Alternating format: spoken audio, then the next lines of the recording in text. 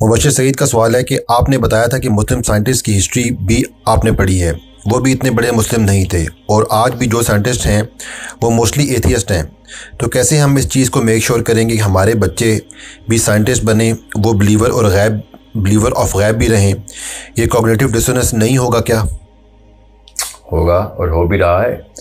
اگر سائنس کی سیلیبریشن قرآن کی سیلیبریشن سے زیادہ ہوگی نا گھر پہ پہلے 12 سال سے پہلے، تو ایون بعد میں بھی اگر شروع لیکن وہاں سے کر دیا آپ نے، تو پھر اس نے ایسے ہی ڈسننس کا ہی شکار ہونا ہے، ایسی کنفیوژن ہونی ہے کہ دو الگ الگ نظریے ٹکرا جائیں گے اس کے اندر،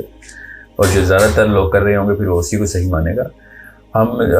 ہر جانور انسان سمیت جو ہرڈ کی ڈائریکشن ہوتی ہے، جو ہرڈ کی سپیڈ ہوتی ہے، وہ اسی ڈائریکشن پہ اسی سپیڈ پہ چلتا ہے، یہ کسی کے بس میں نہیں ہوتا۔ اب ہمارا مسئلہ یہ ہے کہ ہمارا جو ہرڈ ہے نا، وہ اپنی نہ سپیڈ پکڑ سکا، نہ وہ ڈائریکشن واضح کرتا ہے۔ ڈائریکشن کہتے ہیں سوچ کو، ہرڈ کہتے ہیں زیادہ تر عوام کو۔ تو جو زیادہ تر لوگ کر رہے ہوتے ہیں بس وہی انسان کرتا ہے، بچہ بڑے ہو گئے وہی کرتا ہے جو زیادہ تر لوگ کر رہے ہیں۔ تو جو ڈائریکشن آف دا ہرڈ ہوتی ہے وہ مفکر سیٹ کرتے ہیں کہ زیادہ تر لوگ کیا چیز کس طرح کا رخ کریں گے۔ تو یہ بہت ضروری ہے کہ آپ کو پتہ ہو کہ اگر ہم نے شروع سے قرآن کو سیلیبریٹ کیا کہ ایسی کتاب ہے جس میں سے جتنی بھی سائنس کی ترقی ہونی ہے وہ یہاں سے، یہ اس کتاب میں سے آپ نے پہلے سے اس کو بتایا ہوا ہے کہ یہ دیکھو یہ والے معاملات بھی اللہ تعالیٰ نے کیسے کر کے بتائے ہیں، ابھی سائنس شاید پہنچ جائے وہاں تک۔ Base of the Quran should be very very strong, اور اس کی جو اسکوپنگ ہے وہ اتنی اوپن رکھیں تاکہ ان کو پتہ ہو کہ یہ اس کی کوئی لمٹ نہیں ہے۔ میرے ماں اور باپ کو بھی نہیں پتہ، اتنی بڑی چیز ہے یہ، اتنی لمٹ لیس نالج ہے اس کے اندر۔ تو جب اس طرح کی یہ بیس بنے گی تو کسی بھی لیول کے اوپر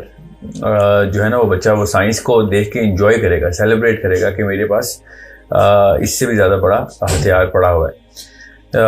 اتنی ضروری چیز ہے یہ کہ میں آپ کو اتنی سی بات بتاؤں کہ میں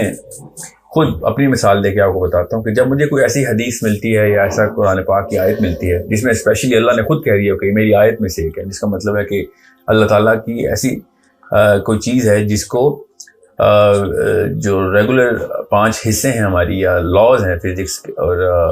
یونیورس کی جو ظاہری امور ہیں اس سے اگینسٹ ہوتی ہے، یا اس کو وہ لاز اس کو ایکسپلین نہیں کر سکتے، تو اس کو اللہ تعالیٰ کہتے ہیں میری نشانیوں میں سے ایک نشانی۔ جب میرے سامنے ایسی حدیث یا آیت آتی ہے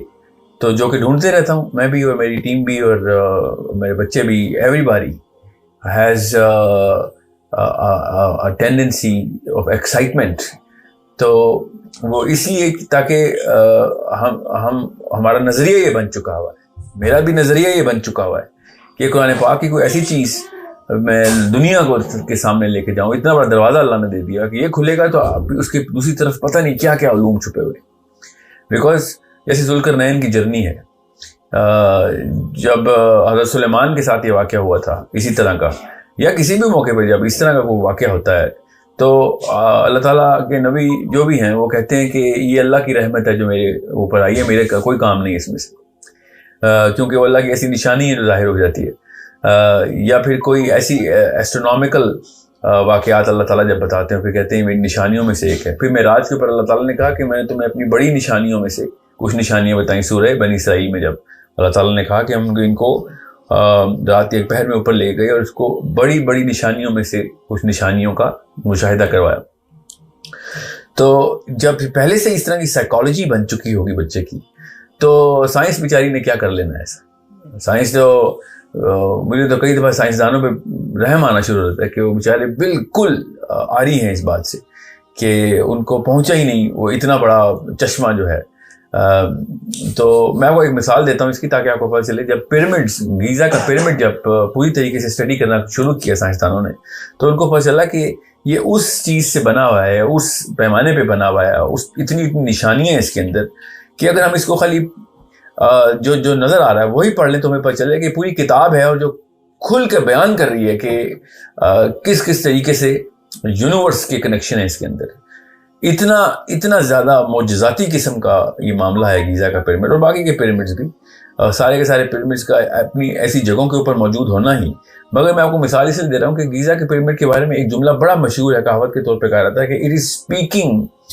about the future. It's not a monument, it's a monument of the past which is speaking about the future. یہ ہر سائنسدان کہتا ہے کہ ہمارے پاس یہ ایسی قوت ہی نہیں ہے کہ ہم اس کو ایکسپلین کر سکیں. ہمیں یہ پتا ہے کہ بہت بڑی چیز ہے, اس کے اندر پتھروں کی تعداد, اس کے اندر ہر جو اس کی اینگل ہے, اس اینگل کے اوپر پتھروں کی تعداد, total number of stones on that, the placement of the pyramid, the shafts inside the pyramid,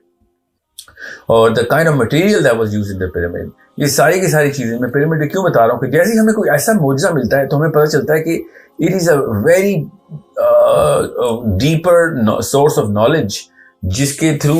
excitement بڑھتی ہے. سو ڈسوننس نہیں ہوگی مسلمان کو جب وہ سائنس میں جائے گا اگر قرآن پاک کو پہلے سے ہی اس کی اسکوپنگ دی جائے, اس کو ایکسائٹمنٹ ہوگی. حدیث کے اندر کوئی ایسی حدیث ہے جیسے کہ the earth stands on the hoof of the ox and the fish, یہ حدیث پڑھ کے تو میں ایکسائٹ ہو جاتا ہوں کہ کتنا ہی کوئی بڑا مطلب پیس آف دا پزل اللہ کے نبی علیہ السلام نے ہمیں دے دی. سو فلا اقسم بمواقع النجوم, جب آیت پڑھتے ہیں تو دنگ رہ جاتے ہیں ایکسائٹمنٹ سے مسلمان کی. کیا ہی کوئی بڑی بات ہے جو اللہ نے بھی کہہ دیا کہ اس سے بڑی کیا قسم ہونی,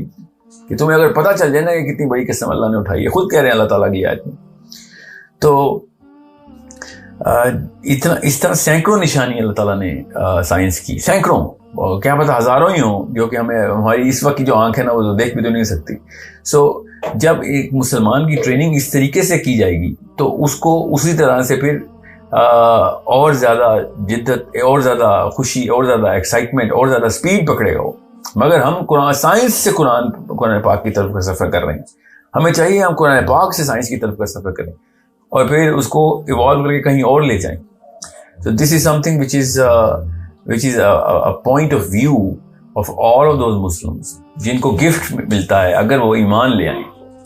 اللہ تعالیٰ نے کہا نا ذالک الکتاب لا ریب فیہ ھدی للمتقین, کہ صرف متقین کے لیے ہی یہ ہدایت ہے, وہ گائیڈنس ہے, اس طرف کی ڈائریکشن دکھا رہی ہے کہ جس طرف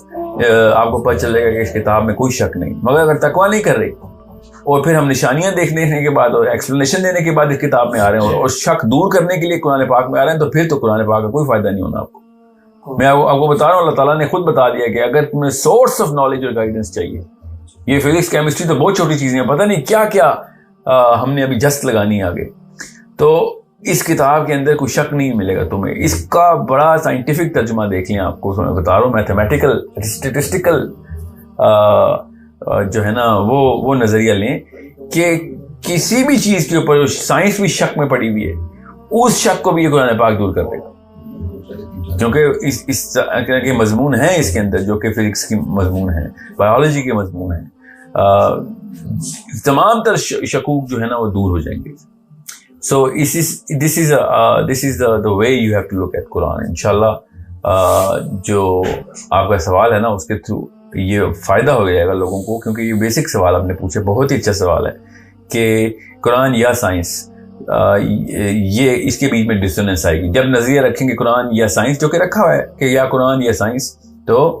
آپ کو یہ ڈسوننس آئے گی. اگر قرآن اور